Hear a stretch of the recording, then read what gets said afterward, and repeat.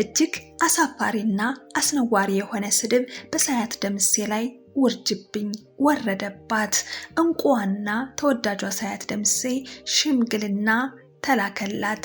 ሰላም ጤና ይስጥልኝ ውድ የጎጆ ሾው ቤተሰቦች፣ ለዛሬ እጅ ከምን ካላችሁኝ እነዚህንና ሌላ ስለተወዳጇ ሳያት ደምሴ አስገራሚና አስደንጋጭ የሆኑ መረጃዎች ደርሰውናል።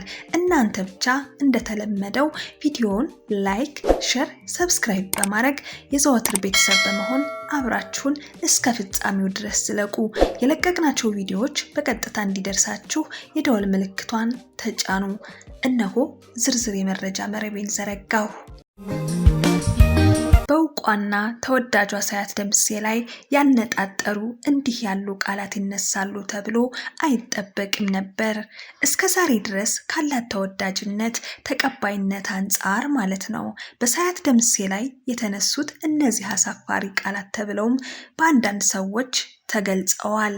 አንዳንድ ሰዎች የሳያትን መልካምነት ድንቅ ነገሮችን ሲገልጹ ውበቷንም በሚገባ እየገለጹ ተመልክተናል። በልዩ ልዩም በማህበራዊ ሚዲያዎችናም ስለ ሳያት ደምሴ የተባሉት እነዚህ ቃላት ስድብንና ደስ የማይሉ ስሜቶችንም ያቀላቀሉ በመሆናቸውም በዚህም ተቃውሞ እየገጠማቸው የሚገኘው ማለት ነው። በሳያት ደምሴ በኩል የተነሳው ሀሳብ ማዕበል የሚደንቅና ከመቼውም በላይ በብዙዎች ዘንድ ተወዳጅ መሆኗ ተገልጦ የታየበት ነው። ለመሆኑ ምንድን ነው የተፈጠረው? ሳያት ደምሴ ላይ ያነጣጠሩ እነዚህ ስድቦች ምንድን ናቸው? እነማን ናቸው በዚህ ልክ የሰደቧት? ህዝቡስ በነቂስ ተነስቶ በማህበራዊ ሚዲያ ላይ ስለሷ መልካም ነገር በተቃራኒው እየተሟገተው የሚገኘው በዚህ መሰናዶ ላይ ዝርዝር መረጃውን እናሰማችኋለን።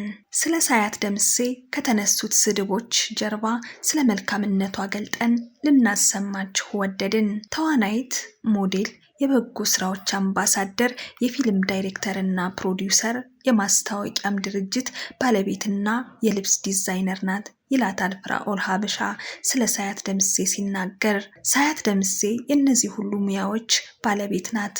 ገና በ18 ዓመቷ ነበር ሞዴሊንግ ሙያ የገባችው። በ1997 ዓመተ ምህረት በዚሁ ዓመት ደግሞ ፊልም እንደሰራች እንዲሁ የሚታወቅ ነው ሲል ፍራኦል በሀሳቡ የሚቀጥለው ፊልሙ ሳራ የተሰኘ ነበረ። ፍራኦል በዛ ጊዜ የነበረ ትዝታውን ሲናገር ታዲያ በ1997 ዓመተ ምህረት የ13 ዓመት ልጅ በነበርኩበት ጊዜ ሳራ የተሰኘው ፊልም ማስታወቂያው በቲቪ ሲነገር እኔም ቤተሰቦችን አስፈቅጄ ወደ ዓለም ሲኒማ በማምራት ፊልሙን ተመለከትኩት ይለናል። ሳያት ደምሴን ለመጀመሪያ ጊዜ በፊልም የተመለከትኳት በዛ ጊዜ ነበር በሳራ ፊልም። እናም ታዲያ ያኔ ፊልሙን አይቼ ከተመለስኩ በኋላ በፍቅሯ ወድቄ ነበረ ሲል በቀልድ መልኩ ጉዳዩን እየገለጸ የሚቀጥለው በዚያ ወቅት በ1999 ዓመተ ምህረት ሳያት የሚስ ኢትዮጵያ የቁንጅና ውድድር አሸናፊ ነበረች። በዛን ጊዜ ላውንደሪ ቦይ ወጥቶ ከተመለከትኩት በኋላ ድርሰቱ፣ ዳይሬክቲንጉ፣ ታሪኩ፣ ሲኒማቶግራፊው እናም ሌሎቹ ድንቅ የሆኑ ስራዎች ነበሩ ሲል ፍራኦል ይናገራል። ሳያት ደምሴ የተሳተፈችበት ፊልም እንዲህ የሚተነትነው ላውንደሪ ቦይ ላይ ስትተውን ደግሞ የ20ዎቹ ወይም 21 ዓመት እንደነበረች እንዲሁ ያስታውሰናል ፍራኦል።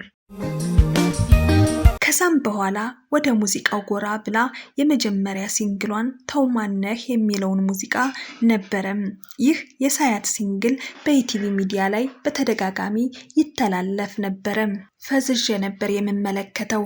ድምጿ፣ የምትተውንበት መንገድ፣ ቁንጅናዋ፣ ስታይሏ በአጠቃላይ እጅግ የሚያስደንቅ ነበር። ከዛ ሲንግል ሙዚቃ በኋላ ደግሞ በ2003 ዓመተ ምህረት አንድ የሙዚቃ አልበም አውጥታም ነበረ።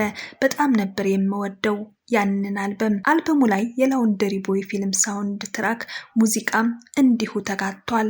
እናም ከዚያ አልበም ላይ የምወደው ሙዚቃም ያንኑ ነበር። ስለ ሳያት ስራዎች እንዲህ የሚተርከው ሳያት ደምሴ በትወናው ከተሳተፈችበት ቀደም ካሉት ማለትም ከሳራና ከላውንደሪ ቦይ ባሻገር ስላንቺ፣ ህጋዊ ጋብቻ እና ሌሎችም በስፋት ይገኙበታል። ስላንቺ ፊልም ላይ ያለችው የሳያት ገጸ ባህሪ የራሷ የሳያት ባህሪ ትመስለኛለች ይላል ፍራኦል። እሷ እጅግ ልዩ ቁጥብ ናት።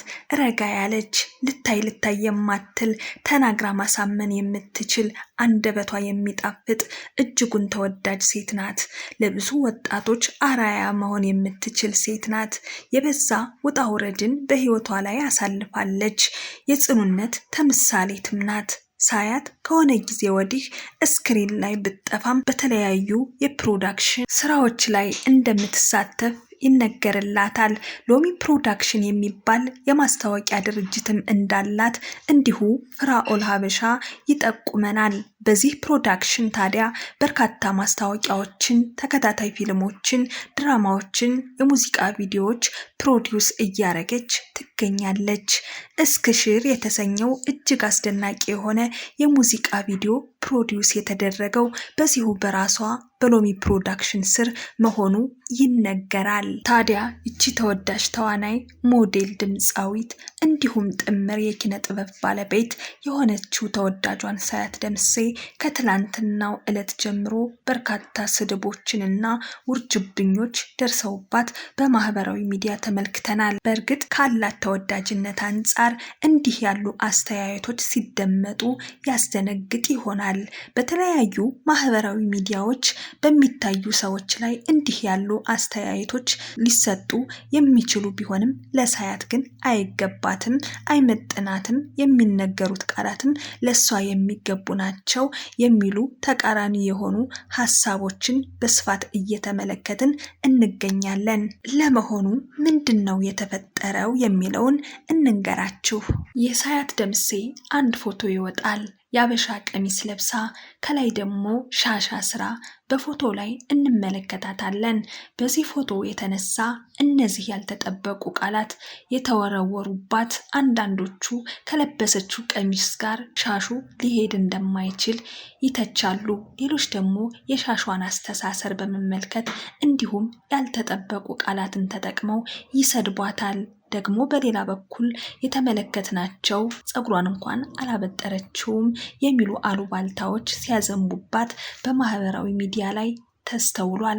እነዚህ ያልተጠበቁ አስተያየቶች ከነሱ በኋላ በርካታ አድናቂዎቿና በርካታ ኢትዮጵያውያን በተቃራኒው የሳያት መልካም ጎኗን፣ የሳያትን ቁንጅና ይልቁንም የተቿትን ሰዎች በሚያሳፍር ሁኔታ እንደገና ምላሻቸውን ያደረሱ ጥቂቶችን አስከትለን ስንመለከት ሙባረክ ያሲን ሲናገር ሳያት ደምሴን ለማሳቀቅ የሚሞክሩ ሰዎችን ስንመለከት አዝኛለሁ ሲል ሀሳቡን ይጀምራል።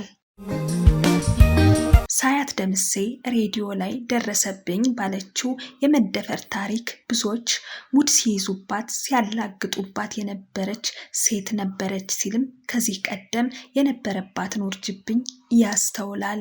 የራሷ የሆነ ያለባበስ የአኗኗር ስልት ልትደነቅ እንጂ ልትወቀስ ወይም ሙድ ሊያዝባት አይገባም ነበር። ሻሽ አስራ በለቀቀችው ፎቶ ላይ ጎዳና ተዳዳሪ ትመስላለች። የወንዶችን ትኩረት ለመሳብ ነው የተዝረከረከች። ፀጉሯን ስለማታበጥር እያሉ እሷ ላይ መሳለቅ ያስተቻል እንጂ አያስደንቅም። እነዚህን ሀሳቦች ስታነሱ የነበራችሁ ሰዎች ከዚህ ቀደም የሴት ልጅ መብት ስትሟገቱ ሴቶች የፈለጉትን የማድረግ መብት አላቸው ስትሉ የነበራችሁ ሰዎችን አይደላችሁምን እንዴ? ምን ነው ለሳያት ሲሆን መብቱን መስጠት ተሳናችሁ? እያለ ሙባረክ ይጠይቃል። እንደፈለገች ብትለብስ እንደፈለገች ብትኳኳል መብቷ አይደለምን? ደግሞ አጭር ቀሚስ አድርጋ ፓንቷን ለማሳየት ለምትጋጋጠው ሴት ብቻ ነው ወይ መብት የምትቆሙት? እሷም ያምርብኛል ብላ ያደረገችው ነገር እናንተ እንዴት በዚህ ልክ ፍላጎቷን ለመጋፋት ሞከራችሁ? ትቀበሉታላችሁስ ነው ወይስ ትቀኑባታላችሁ? ሰው የፈለገውን ለብሶ በፖስተው ፖስት ላይ ትኩረት ለመሳብ ብላ ነው? ፀጉሯን ስለማታበጥር ነው? ከቅናት ሳይሆን ከቅንነት የመጣ ሀሳብ ነው በማለት አሁንም ሙባረክ ደግሞ ይጠይቃል። ሳያት ትኩረት ፈልጋ አደረገችውም አላደረገችውም መብቷን ልታከብሩላት ይገባል። ለእናንተም አልተመቻችሁም ማለት ሳያት ልክ አይደለችም ማለት አይደለም። እና በማለት ሙባረክ ይደመድማል። ቀደም ብዬ መግቢያዬ ላይ እንደጠቀስኩት ፍራኦል ዘሀበሻ ለዚህ ጉዳይ የራሱን ሀሳብ ተናግሯል። አይደለም የምትናገራት በሙሉ አይነት ለማየት የምታሳሳናት፣ ለመናገርም ለማየትም የማትመች ጨዋ የሆነች ሴት ናት። ልታይ የማትል ተናግራ ማሳመን የምትችል አንደበቷ የሚጣፍጥ ስታወራ ሙዚቃ የምሰማ ያህል የማደምጣት ድንቅ ሴት ናት እያለ ነው የሚገልጻት ፍራኦል።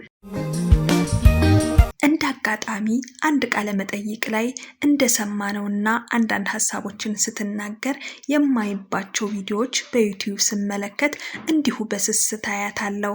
ሳያት ውብ መልክ ብቻ ሳይሆን ውብ ነፍስም ጭምር ያላት ድንቅ ሴት ናት። በልጅነት እድሜዋ አስራዎቹ መጀመሪያ ላይ እያለች ማንም ሰው ሊሸከመው የማይችል ከባድ ጠባሳ አርፎባታል። አንዳንድ ሰዎች እሷን ለመውቀስ ድፍረቱን ከየት እንዳገኙት እጅጉን ተገርሚያለሁ ሲል ነው ሀሳቡን የሚያስቀምጠው ፍራኦል። በተለይም በትላንትናው ዕለት 3 እና 4 የሚሆኑ ሰዎች አጸያፊ ቃላትን ተጠቅመው እሷን ለማሸማቀቅና አንገቷን ለማስደፋት ጥረት ሲያደርጉ ተመልክቼ በእጅጉ ተገረምኩ ይለናል ፍራኦል። ሳያት ደምሴን ለማሸማቀቅ የተነሱት ሀሳቦች እነዚህን ይመስላሉ። እናም የተወደዳችሁ የጎጂ ሾው ቤተሰቦች በሁሉም ዘንድ በሚባል ደረጃ ተወዳጅና የአብዛኛው ክራሽ እንደሆነች የምትታወቀው ሳያት ደምሴ ከሰሞኑ ሽምግልና እንደተላከላት አንዳንድ ሰዎችና ሚዲያዎች ሲያወሩ ሰምተናል። እውነት ሳያት ደምሴ ልታገባ ሽምግልና ተልኮላት ይሆን የሚለውን አጣርተን ደርሰንበታል። የተጠናከረ መረጃውን እናደርሳችኋለን። ገና በአስራዎቹ እድሜ ላይ በሴትነቷ ላይ በደረሰባት የመደፈር ጥቃት የፈተና ጣርን አሃዱ ያለችው ሳያት ደምሴ በዚህ የመደፈር ጥቃት አማካኝነት ወንድ የሚባል ፍጡር ያስጠላኛል፣ አባቴ ወንድሜም ጨምሮ የወንድ ፍጡር ሳይ ይዘገንነኛል፣ እስከ መቼውም ቢሆን ባል የሚባል ነገር አላገባም ስትል ተደምጣ የነበረችው ሳያት ታዲያ ያን ሁሉ የወንድ ጥላቻ ገርስሶ በፍቅር ጠብ ያረጋት ወንድ ማን ይሆን? ሳያትን ካወቃት ረጅም ጊዜ ጀምሮ ይወዳት የነበረ አንድ ወንድ የሳያትን ደጅ መጽናት ከጀመረ ለዓመታት እንደገፋበትና ከጊዜ ወደ ጊዜ ያለውን ፍቅር በጽናት በማሳየቱ ምንም እንኳን ሳያት በተደጋጋሚ እንደማትፈልገው ብትናገርም ነገሯን ችላ ብሎ በስተመጨረሻም በጊዜ ሂደት በፍቅሩ ልትሸነፍ ችላለች። ውስጥ አዋቂ የሆኑ ሰዎች ሹክ እንዳሉን ከሆነ ጉዳዩ በሚስጥር እንደተያዘና ሳያት ማንም ሰው ወይም ሶሻል ሚዲያዎች ጋር እንዲደርስ ፈጽሞ አትፈልግም። ሳያት እንኳን ደስ ያለሽ፣ ለዚህ ክብር እንኳንም አበቃሽ እንላለን። ውድ ቤተሰቦች ሳያት ደምሴን ለረጅም ጊዜ በፍቅሯ ሲቃትት ኖሮ በስተመጨረሻም ፍቅር አሸናፊ ነውና በፍቅር የረታት ሽማግሌ የላከው መልከ መልካሙ ወንድ ማን ይሆን? ከጋዜጠኛ የሚያመልጥ ነገር የለምና በቅርቡ ማን እንደሆነና ሽምግልና ውስጥ ተቀባይነትን አግኝቶ ይሆን የሚለውን ዝርዝር መረጃ በቅርብ ይዘንላችሁ የምንመጣ ይሆናል። ውድ ቤተሰቦች ለዛሬ የነበረን የመረጃ መረብ ይህንን ይመስል ነበረ። እዚህ ጋር ቋጨሁ። ቪዲዮውን ላይክ፣ ሸር፣ ሰብስክራይብ በማድረግ ቤተሰቡን እንዲሁም ሀሳብ አስተያየታችሁን ኮሜንት ላይ ያስቀምጡልን። የለቀቅናቸው ቪዲዮዎች በቀጥታ እንዲደርሳችሁ ደግሞ የደወል ምልክቷን መጫናችሁን እንዳትረሱ። ሰናይ ጊዜ፣ ቸር ያገናኘን።